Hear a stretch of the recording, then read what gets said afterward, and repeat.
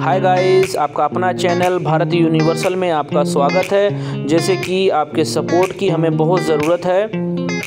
ज़्यादा टाइम ना लेते हुए स्टार्ट करते हैं। आज का हमारा टॉपिक है एसी कंप्रेसर स्टार्ट नहीं हो रहा है। ज़्यादा टाइम नहीं लेना है आपका, बस जल्दी ही जो कुछ बताना है जल्दी बताने का मैं ट्राई करूँगा। जितना मुझे पता है मैं बताने का ट्राई करूँगा, ठीक है।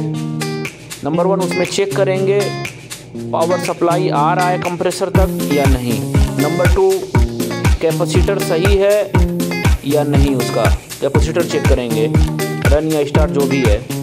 नंबर 3, कॉन्टेक्टर रिले चेक करेंगे, पावर सप्लाई वहाँ तक आ रहा है, वो आउट कर रहा है, वो ऑन हो रहा है कि नहीं हो रहा है।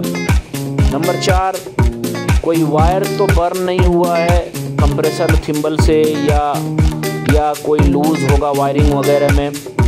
नंबर 5, अगर ओवरलोड लगी है तो कहीं हीट होकर वो ख़राब नहीं हो गई हो या थर्मोस्टेट से वायर आउट नहीं हो रहा हो।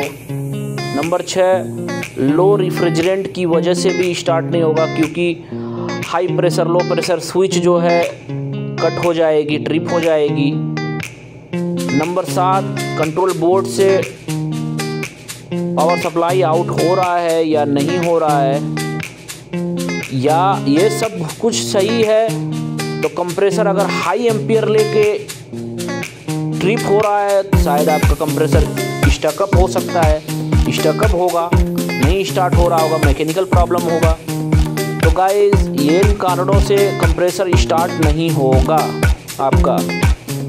फिर मिलते हैं दूसरी वीडियो में, तब तक के लिए लाइक सब्सक्राइब शेयर करना ना भूलें प्लीज़ गाइस।